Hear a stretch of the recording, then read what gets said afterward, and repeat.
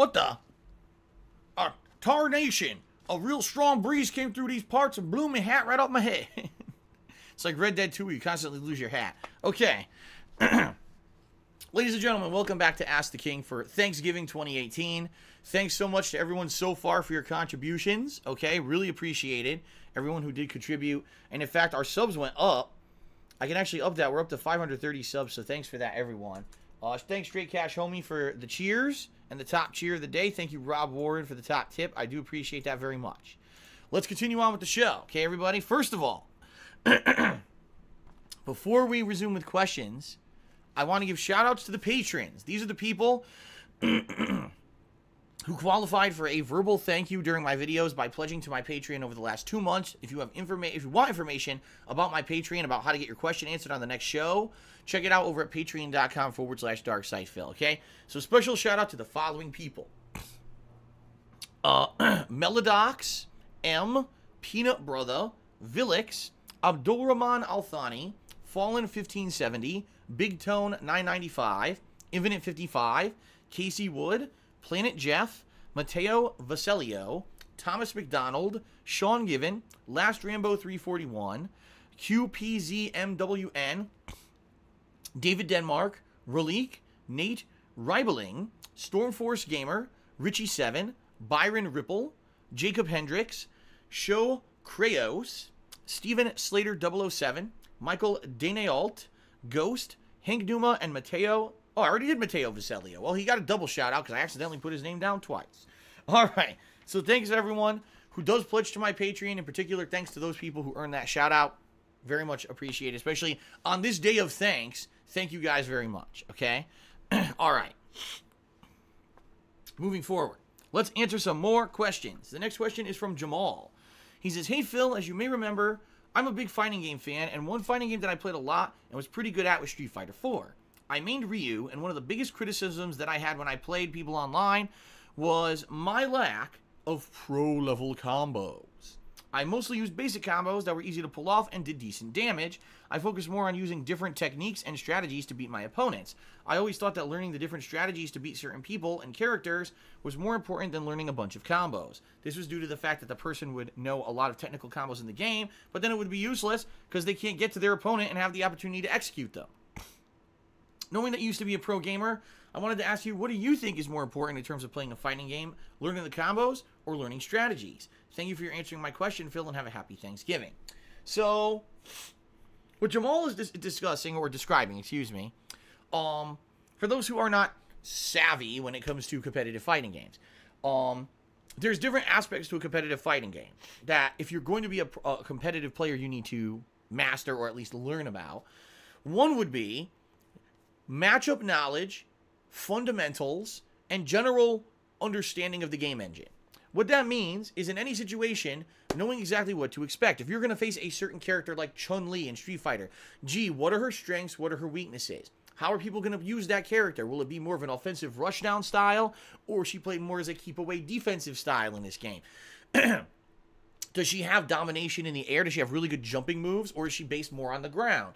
Knowing those factors, when you face certain characters in certain fighting games, you will know how to play a certain matchup better than others, rather than just going in, I don't know what's going to happen in this match, I'll just try a basic strategy that I know with my character and see what happens, okay?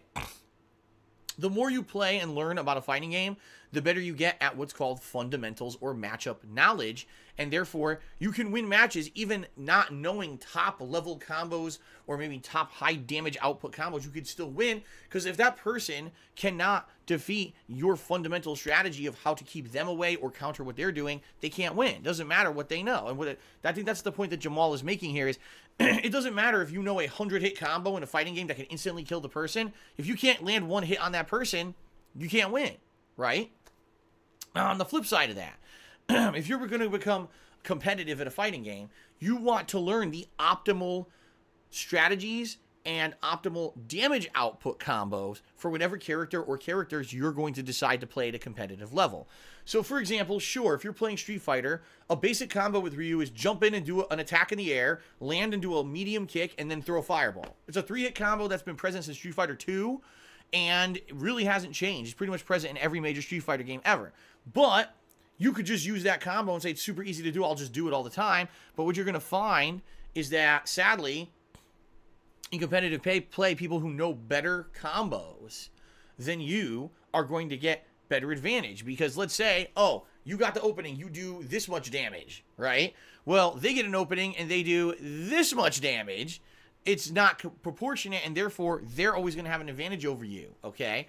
So basically, when you're learning a fighting game, it is a combination of everything. It's learning matchups and strategies, fundamentals about the game, you know, general knowledge about each character, and in a matchup, like your specific character against that character, what works, what doesn't work, and then essentially also going over the top and trying to learn, the high-level damage output stuff, okay? What's more important? In reality, it is the fundamental knowledge. It is, because if you don't have the knowledge to how to land the hit, it doesn't matter how much damage you deal when you do land the hit if you can't land it. You see what I mean? But if you are going to be a competitive player, you also do need to practice and learn those high-level combos and the like. It has to be both sides of the fence. You can't just say, oh, I know the game fundamentally, and then expect to beat top players who have that same knowledge you do, plus they've mastered all the high-level damage output combos and the like. You see what I mean? It's both. So I would say fundamentally that knowledge, the strategies and all that, the matchup knowledge is more important. But then you eventually, if you're going to go the next level, you have to learn the more important damage output stuff as well. So there you go. All right, a couple shout outs here.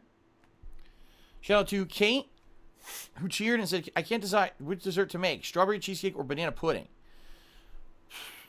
They're both good. Both of those are good. So I guess it's do you feel more like a non-solid or a solid? Do you like bananas or strawberries better?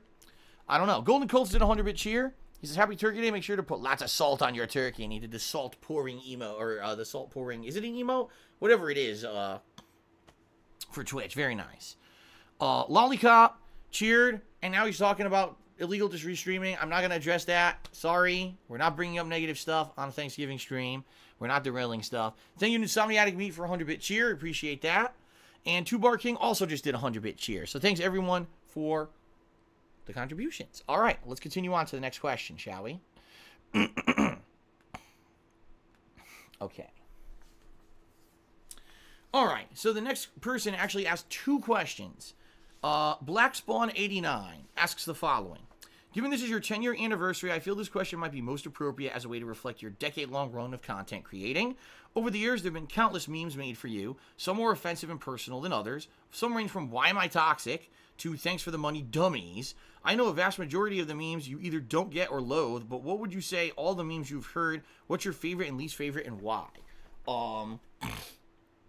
You know, some people get this impression I'm anti-meme. I'm not. As long as a meme is in the spirit of good-heartedness towards a content creator or a streamer, then it's fine. So, for example, nothing I can do, right? That's something that I've said over the years a million times. It's become a meme. Nothing wrong with that, right? Me in a cowboy hat or saying certain things, you know, those are cool. But when you take a meme that's meant to be misrepresentative or meant to be hurtful to someone, that's when I think the meme's gone too far. Now, there's some memes about me that are just stupid, like I prefer a penne or whatever. Apparently, the meme is that penne means penis in Spanish or something. And so when you say that, oh, I prefer penne, it sounds like you prefer penis. How stupid is that? That's like a joke a 5-year-old would make on their fucking, you know, their playground. It's so stupid. To me, it holds no weight whatsoever. Go ahead and use that meme as much as you like. I could give a shit, right? But then there's things out there that are just blatant lies about me that people have turned into memes that are incredibly hurtful. And there's dumb people out there who don't actually watch my streams or videos, but they just believe the slanderous memes and things that have come out and just think it's fact. And that sadly is where things go into the realm of hurtful and painful, and that's when I don't agree with them. The thing is, I, as a practice, say, you know, we can have memes on the stream, just not negative ones. I don't want people coming in here with a meme about another streamer that apparently is really hurtful to them. I don't understand the frame of reference because I'm not that streamer and I don't watch their content. and be, oh, I'm just going to say this 20 times in your stream. It's hilarious. To reference, this is a guy who has really, you know, concretely hurt another streamer, and we're just going to keep referencing him in your chat all day today because it's a different chat and you don't know who this is. Har, har, har. It's stupid in my opinion, you know? It really is. Like, okay, here's another one.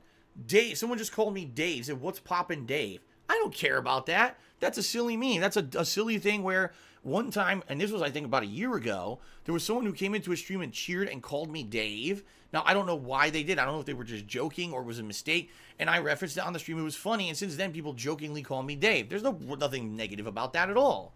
What's wrong with that? That's fine. There's nothing that's going to come hurtful out of calling me Dave. You know what I mean? But, you know, you want to call me a thief. You want to call me a scammer. You want to call me a pedophile. You want to call me a racist. As a meme, that's not cool. Because then it becomes a viral thing that people believe that's completely untrue. Has no factual fucking basis whatsoever. So, you see what I mean? Memes can be funny. And memes can be part of a mentality of, wow, that's kind of funny that everyone kind of knows that about a certain person. But they could also be incredibly hurtful if they become a common opinion that people just believe as a fact. You know what I mean? And you can't do that, you know? And that's why I don't allow that stuff. Is because of that. Like, I can't have people coming in here and saying stuff that's real super negative and stuff. I just can't. Because, you know, it is what it is. All right.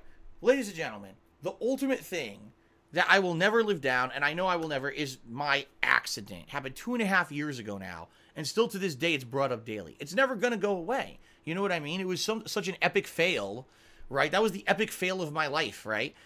And it's a meme everywhere. Can I do anything about it? No. Why should I get butthurt about it? But at the same time, if someone comes into the stream and derails, like, we're all having a good time, a chill stream, is this the guy who publicly masturbated in front of thousands of children and should have been banned and lifetime ban? None of that happened.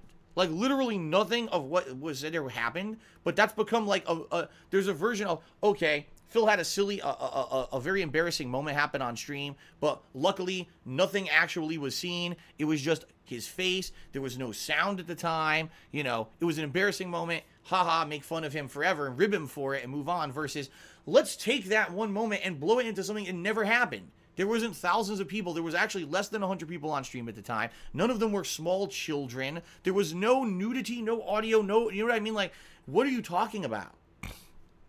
You know what I mean? It's just insanity.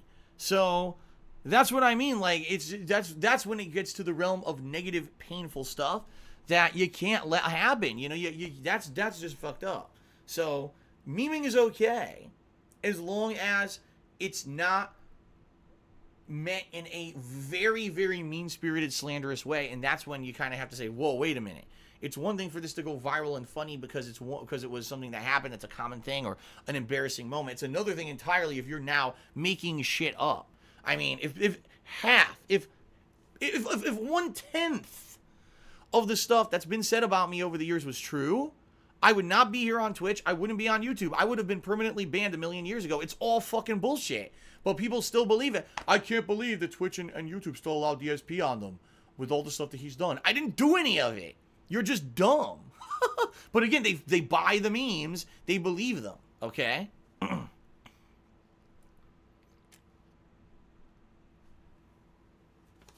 Okay, moving on. The next question from Black Spawn. He says, this question comes off after searching your channel for playthroughs of classics like the Donkey Kong Country trilogy, Super Metroid, or Castlevania Symphony of the Night and getting no results. You mentioned time and time again that you simply do not do retro playthroughs because it does not keep the audience's attention, but do you think this has to do with the age of the audience, or that consumers today have been almost brainwashed by having to pay attention to the brand new releases? And it's a little bit of everything. First of all, Black Spawn, what you got to understand is, even though, yes, I grew up at a time when those games were classics, the Donkey Kong Country trilogy, Symphony of the Night. What was the other one that you mentioned? Oh, Super Metroid, right? Yeah, those were huge games in the 90s. And to someone who's my age, you know, I'm 36 years old, you might want to see me play that. But what you got to realize is that the internet generation isn't necessarily that age range. The internet generation is probably about 10 years younger, if not more at this point. And you constantly have a new influx of viewers coming to the internet that, to them, the classics are PlayStation 1, PlayStation 2, and even last console generation games. You see what I mean? And that's the fact of the matter, is that every generation you get a little step further away from your own age range. It's true. You know, when I started on YouTube in my 20s, you know, I was 26 years old when I started making videos for YouTube. A lot of the viewer base was more in my age range. You see what I mean? A lot of the viewer base was more in line with me and the stuff of my interests. So if I wanted to play an older game back then, well, a lot of people, oh, I know that game. That'd be awesome to see DSP play it. Today, if I play Super Metroid, 90% of the people watching me would be like, what the fuck is Super Metroid? Why do I care about this old pixely game? You see what I mean? And it does annoy me. I'll be honest, it does annoy me because, as you know, over the years, I have attempted to play certain retro games. I played Final Fantasy VI. I played Chrono Trigger, Earthbound, Super Mario World, Legend of Zelda: A Link to the Past, and I did them all in one summer. I did this Summer of Retro event in 2013, and I really thought it was going to go down well. I thought people were really going to enjoy this event. It was actually the complete, utter opposite. My viewership absolutely plummeted that summer, and everyone complained, why am I playing old games? I should be playing new shit. And I was like, wow. Like, and just compare it to me playing not that same summer, but I believe it was the summer before, I had done a summer of Grand Theft Auto. Now, to me, I had never played the Grand Theft Auto games. Those were still considered retro games. You know, GTA 3, Vice City, San Andreas were all older games. You know, already there had been games like Grand Theft Auto 4, and then very shortly after that, Grand Theft Auto 5 released. So those were retro games too. But that generation, the PS1, PS2 era, seemed to be retro to my viewing audience, while anything before that doesn't even exist. Why are you playing it? You see what I mean? So it really depends, I think, on age range. Because I would love to go back right now and play a ton of games. I've said over the years, I would love to play Super Mario RPG. I would love to play Final Fantasy IV. I would love to play any of the Suikoden series. I would love to play Wild Arms. I want to go play Lost Odyssey someday. You know, these are all franchises of games that either I grew up with or over the years I've loved and wanted to go play. And I'm like, I can't do it because if I do it, I'm not going to have the audience retention that I need. You know, just take a look at Dragon Quest XI. Dragon Quest XI is a brand new RPG, in my opinion, the best one this year, much better than, say, Ni no Kuni 2. I get, like, not even 200 viewers a stream, although I will say this, people have been incredibly supportive during the Dragon Quest XI streams, to the point where that's why I've played the game as long as I have. People come in and say, wow, even though this isn't a huge viewing audience, let's be supportive of Phil on these streams so he'll continue to play the games, and I do, and then it's worked out. I've now played the game over 70 hours. And it still ends up being something that I can do because streaming is way different than YouTube. If I were relying only on YouTube views and revenue, I never would be able to go ahead and do that kind of stuff. Okay, so all that being said, you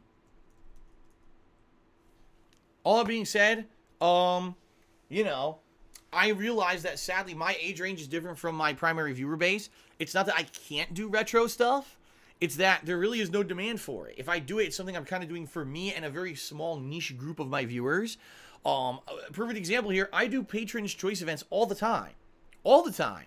Where I let people who actively want to pay in order to see me continue to do what I do on a daily basis pick a game for me to play. Never do these retro games make it. They never get nominated. They never get voted on. Like, they never. It's always something more modernized. And, you know, it's out of my control. If I did a summer of retro, I'd have the slowest summer ever. You know what I mean? Like, maybe eventually I can balance those kind of classic games with my other stuff. But it would have to be something carefully worked out so that I am doing something that will retain attention during the daytime streams while maybe I do those retro games as a nighttime stream. You see what I mean? It's a tricky balance. It really is. Okay. So, let's see here.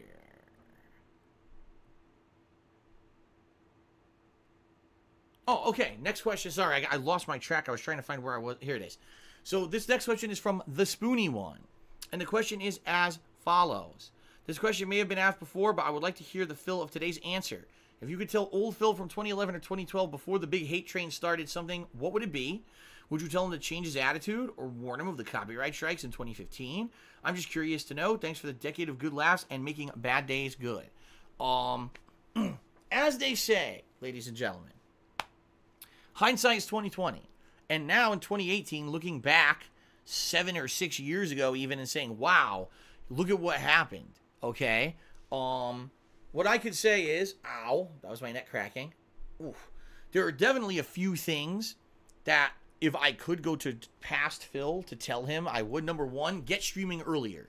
If I had started streaming years earlier and jumped on a bandwagon of, you know, we're the innovators of gameplay streaming, especially because of the following I had on YouTube, I think I could have been even bigger and maybe immune to a lot of the crap that happened to me. But a lot of that happened because primarily I was YouTube. If I had a more diverse audience, if I had a big audience on stream as well as on YouTube, then when all that negativity came out on YouTube about me, it would have been like, yeah, but whatever, he's streaming, right? And the streaming's fun. So that's kind of what I've noticed is since now I focus more on streaming, regardless of all the stupid shit that people do about me on YouTube, it really doesn't affect the streams at all. If you actually watch the streams, they're fine. You know, this is our space where we could still hang out, have fun, have chill streams. I don't give a fuck what's going on over there. Let them have their own little drama club, right? All immature little kids and do their stupid dumb shit. And we can just be here and have fun every day, you know? And that's been a big thing. But because I kind of put all my eggs in one basket for the longest time and I didn't have the view and the hindsight to see, oh, streaming's going to be big. I should have jumped to direct capture and streaming earlier. Instead, I was very obstinate about throwing away the camera and putting direct capture and everything. You know, I think that was a big opportunity that I missed out on. Another thing, absolutely, too much personal information about myself was given on the internet, you know, way too much. And so much of it was eventually spun into negative stuff to hurt me that, again, as we just talked about those negative memes and things, a lot of the things that are negative about me on the internet are not true at all, but they're based on little snippets of facts that I gave over the years, and now people believe them as fact when they're not. And so it's very hard to get new viewership or a new viewer base or even grow at all when people just come in initially believing bullshit because everyone says it. Just because everyone says something doesn't mean it's true. An intelligent person would actually go in and do research to find out the truth of the matter. Most people who've done research say, wow, none of it's true. Let me watch Phil for face value on his stream. They watch the streams and they like them. But a lot of people don't do that, and that's the problem. Yeah, it's pretty fucking annoying with that kind of stuff. Now, the other thing is, if I had always approached negative stuff the way that I did during my accident in 2016, laughing at it, saying, damn, I fucked up. Yes, let's just laugh at it. Let's laugh along with the memes. Let's roll with the punches and all of that. If I had always taken in stuff like that the same way and reacted to it the same way, I think that basically very few people would hate me. Maybe they'd still see me as something to laugh at and a little bit embarrassing, but it wouldn't be, wow, we hate this fucking guy because every time that someone criticized him, he was angry about it and everything. And I admit that. I openly admit that when, I was a different person when I started on YouTube. I really did feel that because I was popular, I was above reproach. What I was doing worked, and therefore it's the recipe for success. And God forbid anyone tell me otherwise, because look, I'm the guy on YouTube who gets the millions of views and making the big money. So why would you tell me that I'm doing something wrong or that I should change, right? So that being said, by the way, Reggie Face, you're completely wrong. He says, oh, you didn't originally laugh at it, you denied it. You have no idea what you're talking about. That's not the case at all. It's a complete lie. That day when it happened, I did my Neo stream, okay? Ended the stream and immediately was posting up on Twitter about it, that it happened, and I admitted it. You have no idea what you're talking about. You're making shit up and believing the memes. You see what I mean? You've bought into the nonsense of the meme. Actually, people loved the way that I reacted to that at the time because it was a rarity where Phil's not angry, he's not denying, he's outright admitting, and that's a different side of Phil that we haven't seen. But the people who hate me didn't like that, and so they had to make shit up about it that I didn't do it. Okay. So anyway, that all being said, okay, there's a lot of things that over the years I'm sure could have been different. If I had known, like he mentioned, what about those copyright strikes? If I had known that fan art of all things could be used against me to destroy my YouTube channel in 2015, I would have never used any. You know what I mean? If I had known that there were such giant gaping fucking holes in YouTube's copyright structure that they could actually destroy my fucking YouTube channels with copyright strikes and false copyright claims, I would have never done it. I mean, that really destroyed me. That was the beginning of my financial downfall, was 2015, when I got so many false copyright strikes against the channel and I had to delete millions of views and the channels fell out of channel rankings. It was a fucking horrendous mess because of YouTube shortcomings as a company, allowing people to troll their fucking system. You know, yeah, I definitely would say, don't do it. Be careful about who you trust or whatever, because it really did fuck me over. But, you know, I could sit here all day giving advice to past Phil. Everyone can do that in their life. When, like I say, hindsight is 20/20. You know what happens, and you could go back and say, oh, you know, here's what you should do. That's the thing. Now, at least I'm trying to embrace things a lot more. Okay, I am. I'm trying to be more open to people's suggestions, more open to people's understanding, more open to things that I can make better content for you guys. I can make the streams. This year alone, I've made tons of constructive changes based off of your feedback, which I'll talk about later on in my State of the Stream address that I'm going to do after Ask the King ends. So yeah, you know, definitely, it is a situation. There's hundreds of things I could go back and tell past Phil. But some of the things that I mentioned, I guess, would be the ones that I would, okay? All right. Richie7 says, we have seen some companies try to maximize revenue by designing games around microtransactions and in-game purchases. Other companies have focused on earning revenue by simply making great games that customers want to buy. Which direction do you think the future of the industry will go? Both. Because for every AAA game developer who actually puts in time, effort, and money into making an amazing AAA experience game like God of War, Spider-Man, Red Dead Redemption 2, you're going to get a handful of game devs that just want the quick buck. Fallout 76, right? I mean, if that's not the latest and greatest example of a game that did not give a fuck about the quality of their game, they just wanted to smash together a bunch of assets from other games and make a multiplayer co-op game that you could just sink tons of money, because, by the way, the game has microtransactions. Yes, it does. I mean, or, I guess another example of that would be, you know, Diablo Infinite, or what is it? I don't even know what it's called. Diablo Infernal, Diablo Infinity, Diablo, push your fucking mobile game screen a million times to transact $1 per purchase and, you know, make them $40,000 on the game, whatever the fuck it's called. I don't even know what it's called. But another example of, we could have made a AAA high-quality game that everyone wanted, Diablo 4, but instead we just made it, we're going to make a shitty mobile game so that we can make extra money. You know what I mean? Oh, it's Immortal. Diablo Immortal. Okay. But that's the thing. And then you're going to have the hybrids. A game like Red Dead Redemption 2, where the core game is great, so it's worth $60 just to buy the core gameplay experience. But then later on, they're going to have Red Dead Redemption Online, where if you can do microtransactions to give them money too. So you're going to have these combinations. But you are, I believe, due to this year's major success of certain games like God of War, Red Dead, Spider-Man, Monster Hunter, there was like one or two others that were kind of like AAA big budget games that did really well. You'll still have those games, but they're going to be few and far between. We'll have a handful of those games a year, but we will see tons of shameless cash-ins. How many Battle Royale games have now launched? How many team co-op games have now launched to make the quick buck? I mean, next year's big one is Anthem, right? From BioWare, a game studio that used to be based off of making epic stories, are completely throwing the story away so that you could just do co-op in an Iron Man suit. That's all the game is. It's 4-player co-op. Everyone has an Iron Man suit. Every suit is a little bit different because it's a different class, but it's basically co-op Iron Man gameplay. It'll be good for a few hours until the gimmick wears out. You see what I mean? Like, it's very, very, very, very disturbing. But it is what it is. As long as we can still get the big AAA games we want, then it's okay. If the whole industry just became nickel and dime crap, then I would be worried. But at least we're still getting the big epic games that we want, right? So there you go. Okay, now we're going to head to Twitter questions. And these questions are going to end the show. I know this is a shorter edition of Ask the King, everyone, but that's perfectly fine. Okay.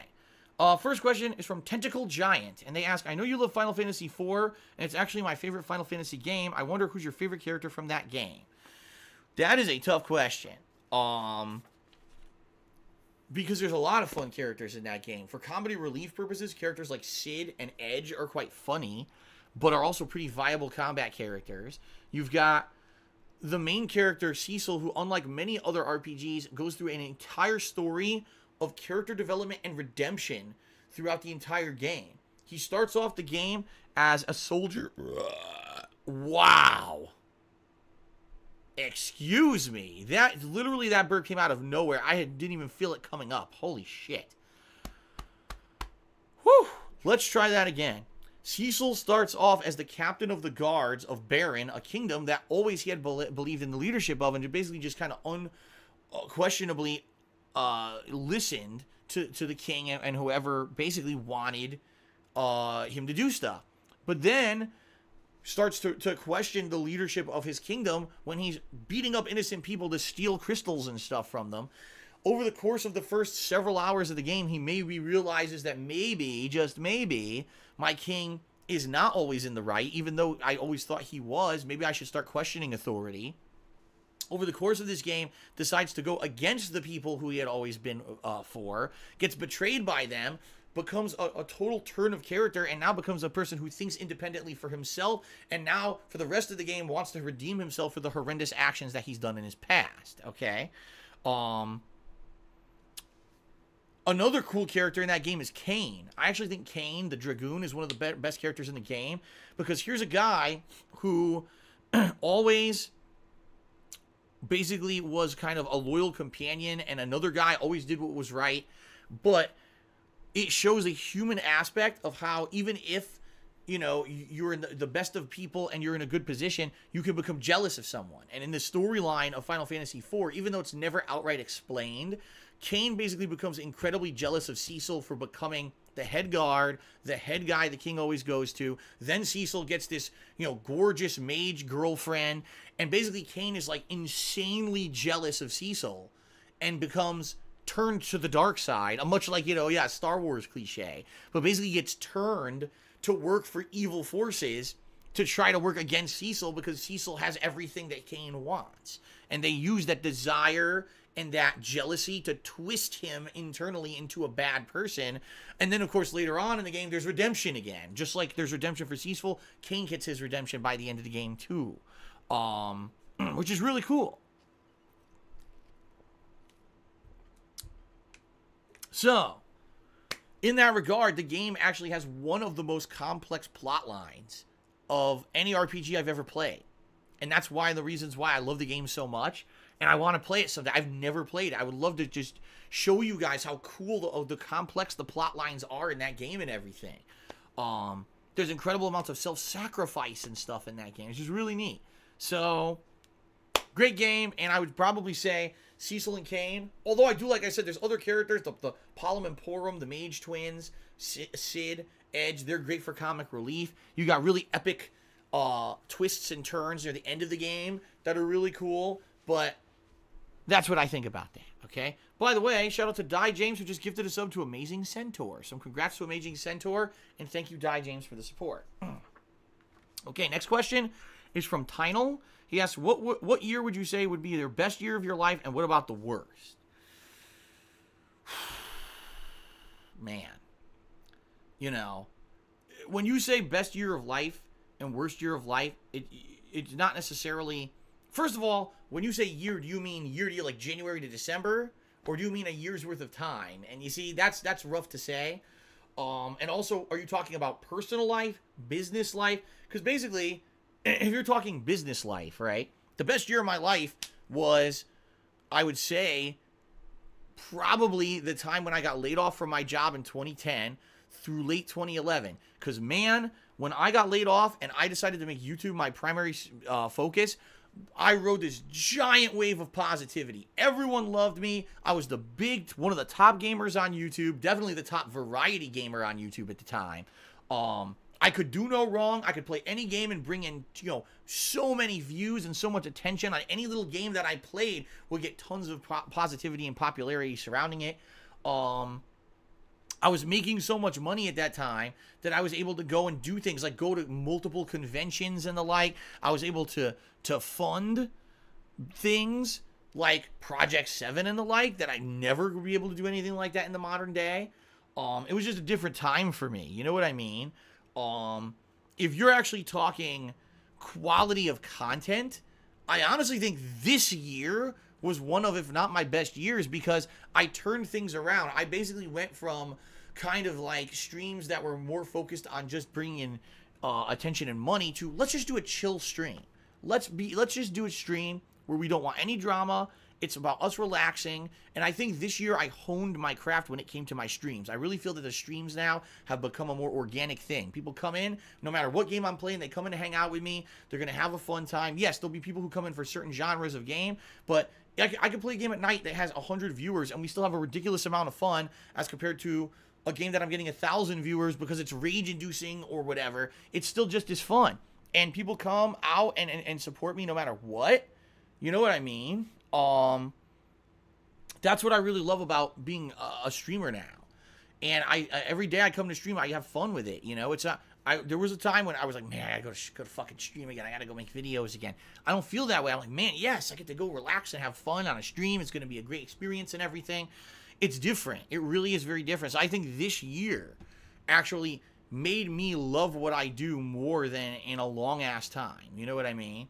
And that's cool. Now, if you're talking personal life, I mean, there have been some great years, but I would, again, kind of say not this whole year, but like basically from the time I met Kat, because Kat has been such a positive influence and a life-changing thing in my life, where I have someone who is supporting me, understands me, wants to share responsibility with me, wants to have a life together here, where basically we have an amazing life together, but it's okay that we're not sharing it. You know what I mean? Like having this amazing life offline with her that you guys don't see so that the trolls can't fuck with it is amazing. I didn't have that before. And now I could come to stream and have a fun stream and then immediately come off stream and have a great night with her that's completely disjointed and unrelated. It's not all one thing, all constantly involved with everything. And I like that. We're having a really good time together. And, you know, that's awesome. Like, I think my personal life right now is at a higher level than it's ever been when it comes to that. So, you know, I would definitely say that. Worst years, I would say last year was one of my worst personal years. I mean, just outlining the shit that happened. YouTube ad revenue plummeting and me almost losing everything because I didn't know how I was going to make any more money. That was what prompted me to become a full-time live streamer, which thank God it worked. You know, breaking up with my then fiance and longtime girlfriend. Living alone and having my depression come back as a result of all that shit happening. Having the tax situation with the state taxes come to light and the fact that my accountant had been screwing me over for 3 to 4 years, me paying him all this money and he wasn't doing his due diligence and doing my taxes properly, and having all that constantly in the back of my mind when I was trying to put out entertaining streams for you guys, not knowing if I was going to be able to do anything and pay those taxes or whatever. You know what I mean?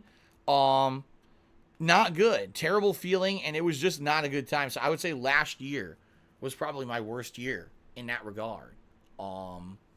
By far. Okay? Now, if you just mean financially, 2015 was my worst year. Because that was the year when my YouTube channel was still, as of 2015, was still huge. I was bringing in, you know, 5+ million views a month. The ad revenue on YouTube was ginormously great. I was still making tons of money hand over fist every month just with YouTube videos. And it was because of those false copyright strikes that fucked me over that year, that completely decimated my business and basically put me on a downward spiral financially that I don't know if I'll ever get out of. Because I was at a level where I could afford everything I was doing, and since then it was just like, shh, and it fucked me over, okay? At least in regards to YouTube, all right? Okay, let's continue on. Dark Ray 117 asks, are you disappointed with the trends of gaming the last few years? Always online, multiplayer, Destiny-type games. Fallout 76 turned out to be a major dud and everyone hates it. I mean, am I disappointed? Am I so, like, overcome with grief about it? No. Some of the trends end up being fun things. Like the Battle Royale trend, I paid no attention to it when it was popular on PC. When it finally hit consoles this last year, honestly, games like PUBG, H1Z1, and now Blackout actually add variety to my streaming content. So I'm not going to sit here and say, oh, Battle Royale is so upsetting and it ruined everything. You see what I mean? Co-op games, I mean, do they hurt the industry with microtransactions? Yes. At the same time, you don't have to even pay attention to them. Games like The Division. Games like, what was the one after that? Was it Ghost Recon Wildlands? I mean, no one talks about that fucking game anymore. Destiny 1 and 2, Fallout 76. These co-op only games that are only fun because you're doing social interactions and camaraderie with your buds as you play them. Does it suck that there's so much focus put on this industry and you've got major studios like Bethesda and BioWare only focusing on games like that? Yes. But you know what? At the same time we got all that crap going on, we still got good games like God of War, Red Dead 2, Spider-Man. We still have outstanding games coming out. So I don't feel like, oh my God, the whole industry's been destroyed by this greed. So that's a good thing. But it could be disheartening when you're a gamer like me who's been around the block. You've been doing it, I've been doing gameplay content for 10 years, and with all the hard work, blood, sweat, and tears that people put into gaming to make gaming be realized as an art form now, video games are art. Oh, the top games are Fortnite and fucking, some shitty Destiny 2 co-op game. It's like, what? These games that literally are just, they have no substance. They really have no longevity. The only reason that they're popular is because they caught on with kids and viral sensation of kids, right? It could be disheartening, but I try not to let it get to me, and I focus on the positive stuff. You know what I mean? Okay. But next question is from Mason Williams. They ask, if you could take a pill to make you forget the plot lines of 3 games so you could replay them and experience them again for the first time, what would they be? First one would be BioShock. BioShock, I think the ending, once you figure out what's actually going on, for those who haven't played it, I won't spoil it, and if a certain phrase in the game, it's kind of like this big, whoa, realization moment. What the fuck? That's really cool, right? So definitely BioShock 1. Number 2, the Mass Effect trilogy, the original trilogy. The reason being, because ultimately when the trilogy ended, it wasn't an amazing ending, but when you were playing that trilogy, you thought it would be. And you always had this great expectation that something awesome was coming. You would play the games. It would be wow, it was so much fun. And it wasn't until the trilogy finally ended that people were kind of like, disheartened because the ending wasn't so great. I personally didn't have issues with the ending, but I didn't love it either. I definitely didn't like that BioWare lied about a lot of the things. Like, oh, all your choices in this trilogy will matter in the final game, and none of them actually did. But if you could erase that knowledge that the ending of the third game was going to stink, and replay those games from the start and get that sense of wonder and awe about what you were playing again back, that would be pretty good. Oh my God, excuse me. And then I would say the classic Final Fantasies, either 4, 6, or both, because again, those are games that have some of the best gameplay stories I've ever experienced in gaming in my life. And the stories are so good and have so many twists and turns, and they're well written, that experiencing those games for the first time is amazing, and you never get that sense back of not knowing what was going to happen. Some honorable mentions, I would definitely say a game like Heavy Rain. That game, not knowing who the origami killer is and trying to guess and piece together the things going on in the game. A game like Until Dawn, same thing. I didn't know what the hell was going on in that game the first run. It was really awesome to play through it and kind of figure it out. What was real, what wasn't real. Really cool, okay? All right, ladies and gentlemen, final question for Ask the King, Thanksgiving 2018. From Madison McGuire, what's your favorite food in a Thanksgiving meal? Mine is mashed potatoes. I find that my tastes change over the years, okay? When I first started with Thanksgiving as a kid, I didn't like turkey. I'm serious. I didn't like the turkey. And I would be like, I just like the cranberry sauce. Please, Mom, make me cranberry sauce, okay? And the cranberry sauce would be what I ate the most of and loved because it was like a sweet flavor. As I started to get older, my tastes changed, and I started to like the sides more. In particular, my mom would make this stuffing where what she would do, she would make regular breaded stuffing, or some people call it dressing, not stuffing, so dressing, and she would add different ingredients like celery. She actually would make sausage, like Italian sausage and other things, and put it in the stuffing, and I would want to eat the stuffing more than anything else, okay? Now that I'm older, I do like the turkey, although I'll be honest, I'm still not crazy for turkey. I don't know what it is. I'm just not a nut for turkey like a lot of people are so crazy for fucking turkey. They can't wait all year for that big turkey on Thanksgiving.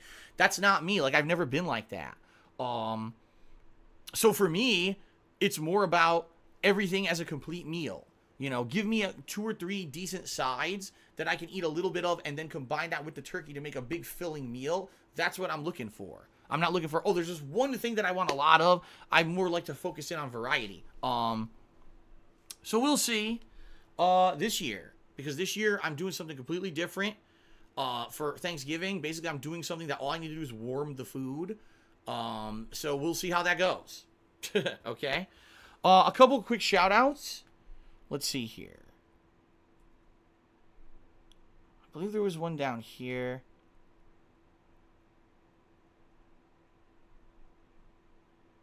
Oh, I already addressed that one. Chewbacca actually cheered when we were talking about memes and the like. He's like, it was actually cool when my accident happened that I turned it into a meme that was more positive, because I basically rolled with it rather than being all angry about it or whatever. And I agree there. So sorry that Chewbacca, I didn't address your cheer earlier. I was a little busy.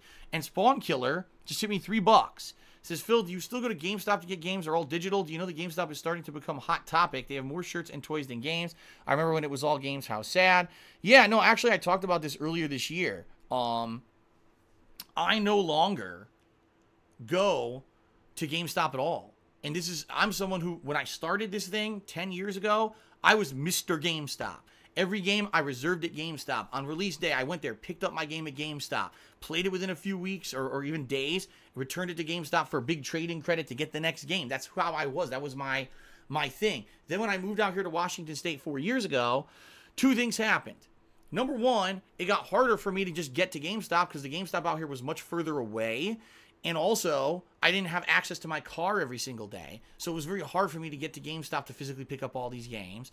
Number two, actually three things happened. Number two, the trading credit on games plummeted. Like, there used to be these incentives and things at GameStop where you could trade in 3-4 games and get bonus credit. They did away with that completely. It was just a flat rate, and the flat rates of credit sucked. So there was really less incentive to trade games in. And then number three, we had the era of the digital age of games, where games finally being released digitally would actually come out at midnight when you wanted to play them, so you actually didn't have to go to GameStop to physically play that game at launch, because you could get it on your own console. And then, of course, now every new game preloads, so you can play it immediately when it unlocks at midnight. You don't even have to download it at that time. It's pre-downloaded and everything. In fact, people who have to go to GameStop, buy the physical game, come home, install the game, download the patches, have to wait way longer than the person who preloaded it digitally. So it just makes sense. And with the fact that, again, the trading credit is shit, there's no point to getting those physical copies anymore. But you're right, GameStop has become like a pop culture store. They now are trying to push as much video game and pop culture merchandise down your throats. T-shirts, mugs, Funko Pop figures, stickers, posters, collectibles, every kind of crap, action figure. That's what it's become, because they realize games aren't profitable for them anymore.